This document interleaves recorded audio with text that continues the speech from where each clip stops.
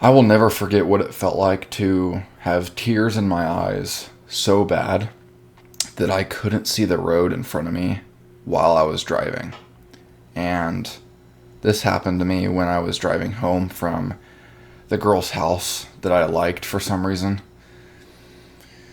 And feeling like such a loser because even though I liked her, she wanted nothing to do with me. And I was essentially in this situationship for over 8 months during my freshman year of college. And if you don't know what a situationship is, it's basically when you're pursuing somebody and they're running away from you. And if you can't tell, I was the one pursuing. And essentially what happened was when I got to college my freshman year, the first few months were really good, but then in November I met this girl. And I always thought that I was going to meet my person, the person I was going to be with for the rest of my life. I thought I was going to meet them at college. But I ended up meeting her and realizing that she was far from that person of mine. And basically, it was one of the most toxic and manipulating situationships that like anyone could ever imagine. It was genuinely treacherous. And essentially what happened was after freshman year ended, I had been talking to her for over 8 months. And so then the summer after freshman year of college, I visited her house over the summer. And essentially after that, it was over. And it was over because I was basically texting my friends back home that I didn't want to be involved in the situationship anymore. And even though we weren't dating, she went through my phone and saw those messages. That's how bad this situationship was. That's how toxic it was. Even though we were not officially dating, she still went through my phone and saw all of that. And that was the moment that it ended everything. And I never spoke to her again. And so then when I was driving home, that was when I was having the tears in my eyes so bad that I could barely see the road in front of me. And at that moment in my life, I felt like the biggest loser for having put up with that situationship for so long. And ultimately, it caused me to go into this mindset of feeling like I needed to go on a giant self-improvement journey because I had been such an idiot for so long, having had put up with that situationship for as long as I did. And even though that situationship broke me, the self-improvement journey that I tried to go on ended up breaking me even more because I did it the wrong way. Basically, the rest of college after freshman year, on the self-improvement journey that I went on, I basically isolated myself from everybody.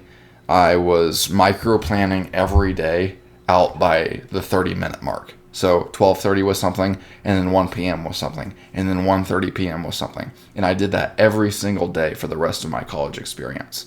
And I worked out, and I did all of this self-improvement stuff that typical gurus talk about. But ultimately, it caused me to lose friends. It caused me to lose my social skills because I was isolating myself for over 2 years. And it caused me to realize that I had missed out on a lot of the college memories that all of my peers had made on their college experience. I didn't really go to parties. I didn't drink. I didn't really even hang out with a lot of my close friends because I was on this self-improvement journey. And this all came crashing down on me, this realization that this wasn't a good self-improvement journey when I graduated college, and realized that the entire time I was at college, the self-improvement journey that I was on was only for external validation. Basically, I was hoping that the world would give me validation through money, through good grades, through follows on social media, whatever it was. I was seeking external validation because of how much of a loser I felt like I was after that situationship. And I only realized that at the end. And I realized that after going through that situationship and feeling like such an idiot, and then going on this giant self-improvement journey that caused me to have a lot of stress, and it was really hard, I realized that locking in and doing self-improvement is only good when you focus on internal growth, not external validation, and also make time for human connection. I wish I knew that before I started the self-improvement journey. And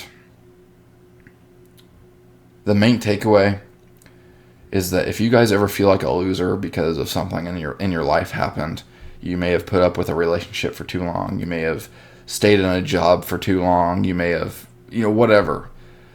If you feel like you have to go on some self-improvement journey because you feel like an idiot, I just want you to understand that locking in is good, but just focus on growing internally and becoming a better person over time, because through that, the external validation will happen as a byproduct.